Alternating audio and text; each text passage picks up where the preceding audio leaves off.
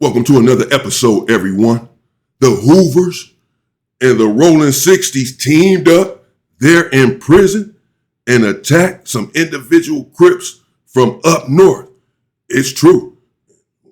One punch from Rolling 60's had got into it with these individuals, but when it was all said and done, the Hoovers were also involved, and bodies lie out there on the yard in a bloody condition.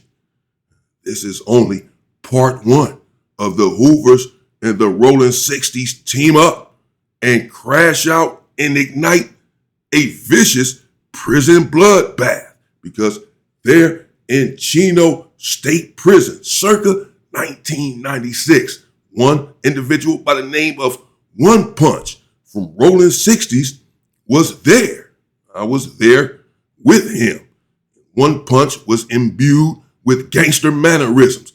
He was prone to mind his own business. Nevertheless, if you crossed this individual, if he took slight to anything that you said or did, he had a propensity to smash your face in.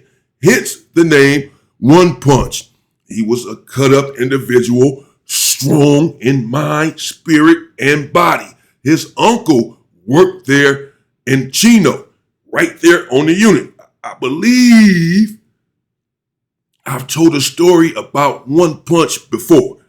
When he and I got into it. Yeah, me and One Punch got into it, and it was nearly a very ugly situation. If I have not brought that story to you, I'm going to have to.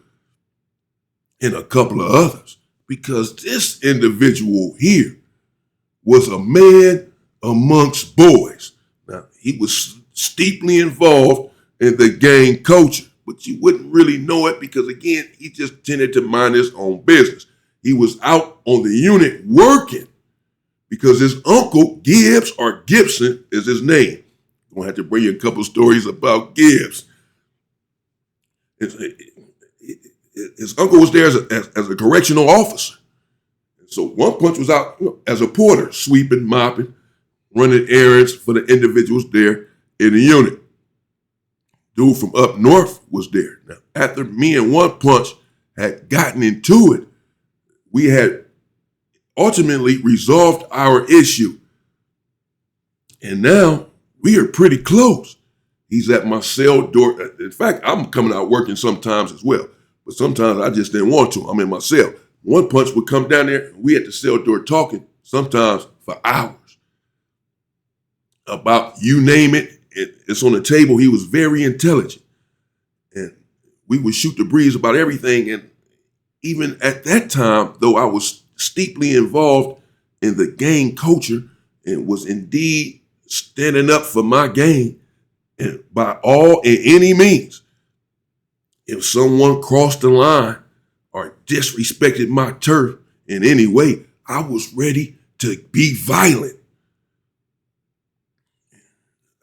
Nevertheless, I still had the wherewithal, even at the tender age of 22 years old, to understand that my brother is my brother. And put the gang nonsense to the side, even then, when necessary. And just embrace my people. One Punch, I see the rider in this individual, particularly when we got into it. He refused to back down. And I refused to back down. We were challenging one another, and everyone was convinced that this was not going to end well. Nevertheless, we are cool now. I mean, we are really tight. I developed love for One Punch from Rolling 60's. He was nearly like my little brother. Though he was older than me, he would still call me big bro. One day he's out there working, and I hear him down there arguing with the dude from up north. Now, the dude from up north was a cool individual. He was a Crip. He tended to mind his own business, particularly there in the unit. Out there on the yard, he'd be walking around the track with his crew. But there in the unit, he was really sort of solo and would mind his own business. I liked him. I don't recall exactly which gang he was from. I know some up north gangs in politics. Like, I can't tell you who they all beef with. I can't tell you who the Six Deuce Diamond Crips beef with. I think maybe I can, Six Deuce Diamond, but you get my point. Most people know who LA gangs make beef with, particularly the big gangs. Even people out of state know about some beefs that go on in Los Angeles, California. I don't just say, I just know that he was an individual from up north. He was cool, strong individual, minding his business. I'm down there, I'm doing burpees, just like I did this morning. I stay on man time. Yeah, and so, and then I'm busting down. I remember it clearly. I was thinking about the story last night. And I hear the argument going on up the tier. It's indeed one punch. He never gets loud. Even when he and I had gotten into it, he didn't get loud at all. He was, in fact, a little too silent for my liking. This individual made me a bit nervous. I hear him getting loud. I'm thinking, he's really upset. I hear the dude inside of his cell from up north. You can hear him clearly even though he's in a cell. That's how loud he is. And he didn't say something to the effect of one punch acting like the police. This is a no-no. Now, individuals are out there working, sweeping and mopping, again, being a porter, passing out food, whatever. And sometimes they get this jacket on them, or individuals in there, inmates say, man, you working with the police. I mean, you acting like the police whenever you don't do something that they want you to do or what have you. They don't come at every individual like this, but certain individuals, they'll say something like this too. I don't know who this individual believes one punch is, but he's the wrong individual to talk to like this. This is a total disregard for any man's gangsterism to accuse him of being the popo, the cops, the 5-0. Now, again, one punch has juice there in the building. His uncle was there. This is the reason he's out working. He's out of his cell all day. He can do whatever he wants to do. And his uncle is crooked. He's venal, corrupt. I know this for a fact. I was dealing with him. I was dealing with his uncle.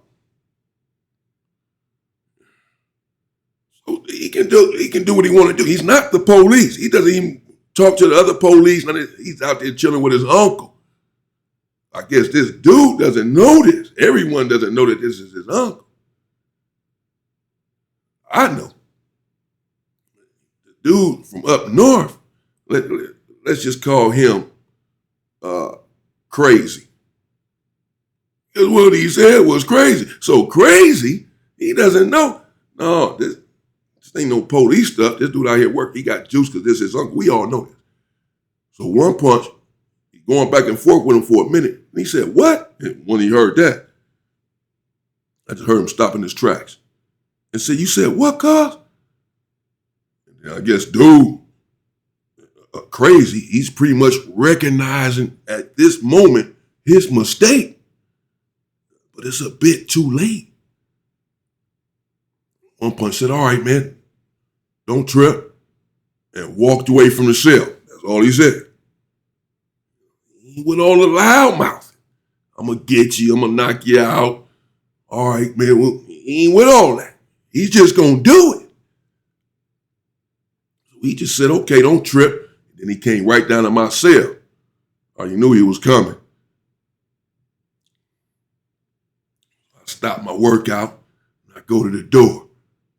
Like, big bro, you heard that? I said, I heard it. I heard him. He said, man, I'm finna break his fucking face, bro. I'm about to break his face. This dude done lost his mind. Who you think I am, cuz? I'm like, yeah. There's nothing I can do at this point. There are times I've had a proclivity to get involved in situations that were not mine, to stop the violence amongst the brothers. And I've done this many times. I've stepped in, I've stopped a lot of stuff. But this is prison. some things have to happen. And if a man takes umbrage to another man, it is not for me to say what he should or should not be or feel disrespected by. And how to handle the disrespect. I decided to stand down and stay out of it. Not long after, right there on the yard, later on that day actually, Crazy was out there and he's walking around. Now, there's another individual from Rolling 60's there. Just one on our unit, but he wasn't a killer. But this individual One Punch was. And there was quite a few individuals from up north there. So when I see this, and there's quite a few of these individuals, I see One Punch, he's lurking. He doesn't care. He about to approach all of these individuals and get his man. That's it. Put One Punch to the side first. I tell him, bro, there's quite a few of them dudes over there. He like, man, I'm about to go get this dude. That's it. I don't care. I'm like, well, if these other dudes jump in, and maybe I said, just wait till he's, by himself or, just with one other individual or whatever. Don't go in that whole crowd like that by yourself. He's from 60's. I'm thinking there's not much that I can do. Nevertheless, I am thinking this is like my little brother at this point. I don't want him to go on this mission by himself. I'm also thinking if they pack him out, I'm not going to stand by and allow that to happen. That's just that. So I told him, man, just wait, get the dude. Dude eventually separates from his crowd. Basically, it's yard recall. He waited all the way to yard recall. Got away from his crowd. He had no choice to come heading towards our building. One Punch, he just got up on him, just quickly, stealthily, like a lion, a quiet one though. Just got up on the dude and attacked him relentlessly, viciously, like, hey, man, ooh, I mean. First, he cracked him in the, bam, hit him in the jaw, bam, and he just dropped him, bam. Dude just fell. His face, it looks rearranged. It's not the same as it just was before this punch. That's for sure. It's lopsided. His face is lopsided. His chin going this way, his eyes going that way. We all looking at this. We in front of the building. Y'all like, damn. It was dude on the ground. I mean, he didn't dope fiend him, meaning sucker punch him. He came up to his face like, what's up, bro? And gave him a chance to put his dukes up and then creamed him. It was bad. Now, after he did that, he did punch him a couple more times. Even though dude is on the ground, there's nothing he can do. He needs medical attention now. And fast. Then he got up off of him. Dudes from up north, they scattered around the yard, but they see what's going on. Clearly, crazy, then let them already know out there in the yard that he got into it with this individual. You don't know what's going to happen, whatever their conversation was. So they're watching. They see this. They act like they're about to run over, but they don't. One Punch goes to the hole, because there were other police out there, but he only goes to the hole for one day. His uncle got him out of the hole. He's back right on the unit, right back out working and everything, like nothing ever happened. Meanwhile, Crazy is somewhere in medical, I'm sure having some sort of surgery to put his face back together. And the dudes from up north, they're not happy. They're not happy that Crazy's face was rearranged. They're also not happy that One Punch is out of the hole and just back chilling like nothing ever happened. Meanwhile, their boy is gone. In medical in a hospital somewhere, in dire need of a professional. Clearly, they began to cultivate sinister machinations. The individuals from up north, word is trickling down that they are plotting on One Punch to end him, do away with him, to really harm him. And I don't understand it necessarily because I'm saying it was a head-up fight. He did not dope Feeney. He did not use a weapon. Your boy just lost the fight in the worst way. True, but it was still just a fight. You don't get to come and use weapons on him now, and it's just a fight. And the dude that was there from Rolling 60's had ended up like going to another building or something. So One Punch is really there now in the building by himself. My homie, Big Devil from 7-4 is there. Big Woody from 7-4 is there. Homie Slim is there. We got a few hitters, and these dudes are hitters. These dudes are my big homies. When One Punch gets word that these individuals around the yard are plotting on him, lets me know, and I pretty much heard the same thing anyway. This is some days later now. And I went out to the yard and I told my big homies what was going on. And I told them in no uncertain terms that if these individuals attack One Punch, I'm getting in. I'm not going to let it happen because he don't have any homies here anymore. And that's it. They knew how close me and One Punch were. They also like One Punch. And I don't know. You can say it was a South Central thing, a down South thing, a LA thing against these dudes from up north. If that's how you want to put it. That's how I was sort of looking at it.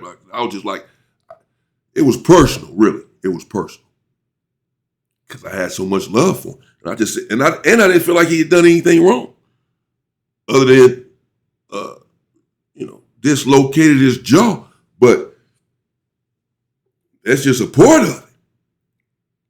I didn't feel like I could stand by and allow him to stab him up, stomp him out or something. It's a lot of these dudes on the yard. It's really only him. Some other neighborhoods on the yard. But in our unit, it's just us. I'm like, nah. So, to my surprise, really, big homies was like, it is what it is. Obviously, we riding with you. Obviously, we got to ride with you. Obviously, we got your back, bro. Obviously, we going to die out here on the yard with you. That's what it is. So, if you're getting involved in something, then obviously we are involved too. And we understand this. Normally, this is not supposed to happen. The big homies did tell me that. This is none of our business. This is not a maximum security prison. This is not a level 4 politicking. This is Chino. Everyone there is there for a violation. They have a year or less. So ain't no big politicking going on. So that's why I was able to get away. We were able to get away with it. Basically, finally, eventually, they just said, okay, well, if it's up, it's up. we ride with you. So that means we ride with One Punch, then that's what it is. Once I got the green light, basically I went to One Punch. And I told him, I said, man, look, these dudes, they talking about getting you, as you know. I don't get, he ready to go. He think he can handle the whole yard. He believes that. Not that he think he just better, tougher than everyone. He's not a coward. He's just like, man, I'm not going nowhere. Whatever they come with, I'm just gonna handle it. I told him, man, you're not on your own. I had to talk with the homies, this, that, and the other. I ran it down to him. I told him, but look, we are going to have to go on the offensive. I don't believe in being a victim. I don't believe in waiting for someone to attack me when I know that they're going to attack me. I got to get them first. It's the only thing that makes any sense to me. I told One Punch, man, look, we have to be the aggressors and just take care of business. I got your back. Before they can get you, we got to get them. So it's up. He readily agreed. We came up with a bit of a plan to settle the score, to protect him, to make sure that these individuals were not going to be able to get their hands on him like that. We had to send a message that he was not here alone. And yes, the most unlikely of individuals are going to be the ones that have his back and support him. But everyone in the unit know how close we were. These dudes outside on the yard, I guess they didn't know. They didn't get the memo. It's not about to happen like that. And in part two, I'll let you know exactly what did happen. When the blood was shed. It's unfortunate. I'm not proud of this. I'm not here to glorify the violence of prison and the gang politics. Just letting you know what it is, though. Sometimes these things happen behind the wall and there's nothing that you can do about it. The only way to circumvent it is to stay free now and don't go there. Because once you're in there, it's out of your control for the most part. Some things you can control, some things you cannot. I won't leave you hanging too long for part two. I'll let you know exactly what happened when we teamed up together and came up with a plan of our own to go on the offensive. This happened in Chino in 1996. You can verify. East. Chino East, y'all. I believe it's what it was. I'll let you know what happened in part two. Shout out to One Punch. He's a strong individual. Shout out to the Crazy from up north, too. He was a strong dude, too. I mean, he threw his dukes up to squabble. He just got creamed fast. He stood up to One Punch, called him a police and all that. He had stood up to him. I just really think he didn't know who he was. He was not the police. He's not one of them. He's not one of them kind of guys that you want to talk to like that. He's just not. Behind those walls, those are fighting words. Calling somebody the cops. So there was a whole lot of fallout, man, over that situation.